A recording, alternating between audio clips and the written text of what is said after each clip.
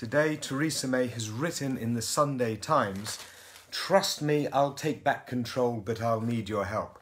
And this piece written by her, or maybe it's been written by her Rasputin, Nick Timothy, is, I can't work out whether it is Machiavellian or completely intellectually lightweight or some kind of fusion of the two, but it is awful. It has not moved on a jot since the referendum debate in terms of false promises. So let's go through precisely why Theresa May is knowingly disinforming in the same article that she says, "Trust me." Let's tackle this key thing that she starts with, of taking back control of our borders, our money and our laws. Firstly, with borders. She knows full well the notion of taking back control of borders has got nothing to do with immigration policy. How do we know that she knows that? Because that's exactly what she was arguing on the Marr show in detail while she was Home Secretary, saying border control has nothing to do with immigration policy. She was hammering that, and her current government have the same stance when it comes to the Northern Irish border, saying it won't be a problem, we won't need a border there because immigration control doesn't need to happen at the borders, it needs to happen in the workplace, it needs to happen with access to banking, it needs to happen with access to public services. So they know full well that the border control thing is a complete red herring. Think about it this way.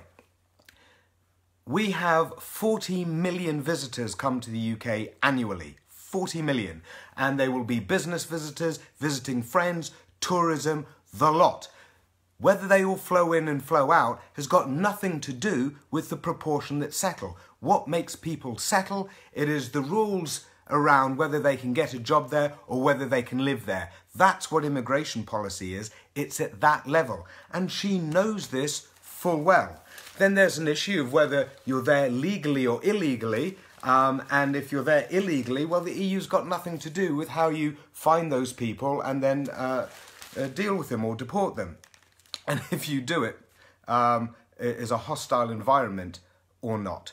So anyway, she knows full well that in terms of immigration policy, this got nothing to do with borders. Trust me, she says, that's just lie number one. Lie number two, money. Take back control of our money.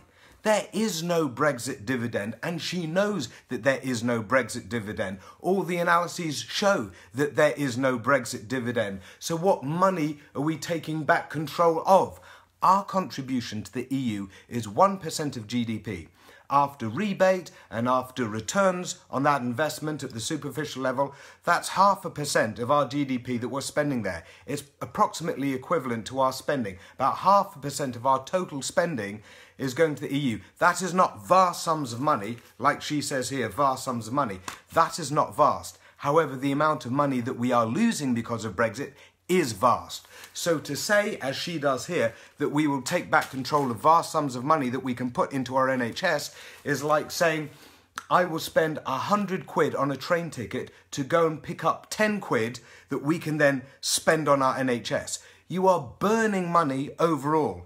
If you weren't to do that in the first place, you'd have 90 quid more in order to invest in the NHS, invest in policing, invest in education, and invest in all those other social goods that we badly need to invest in after the recent bludgeoning of austerity over the last years.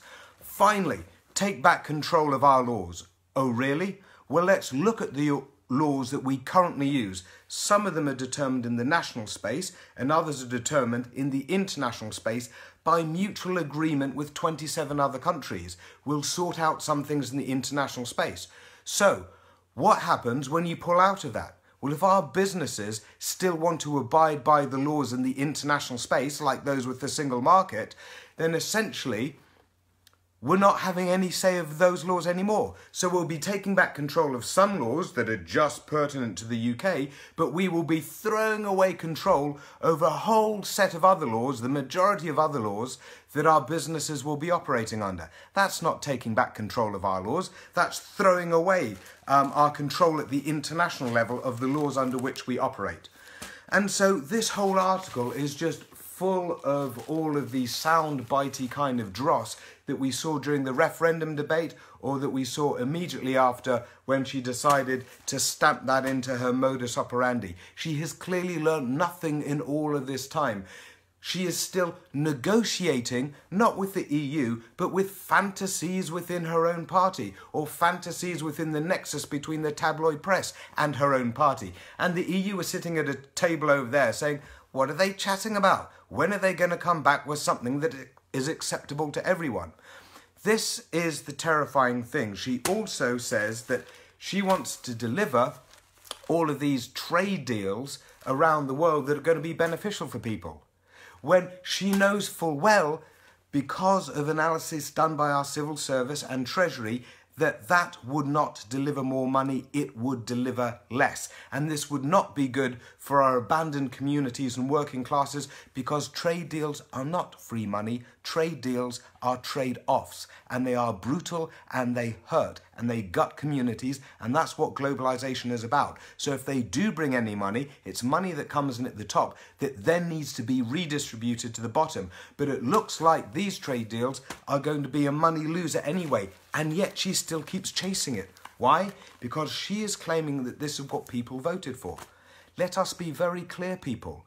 For every 17 people that voted for Brexit, 16 people voted for Remain.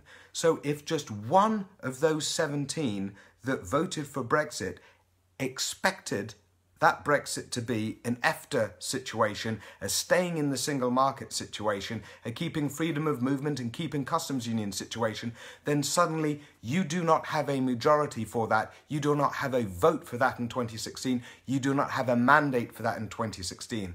And all the polls show that that is the case, that there has never been a majority for leaving the single market or leaving the customs union. So you should not pretend that there is.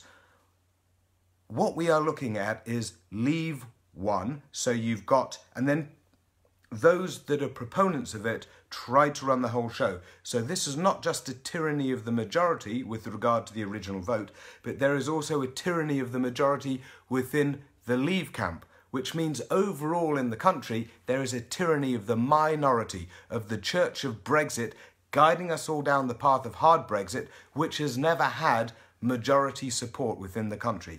That's what we're looking at. Trust me, says Theresa May, this is what I will deliver. She is claiming she can deliver all of these unicorns. Trust me, she says. This is Theresa May, who said there will be no snap election.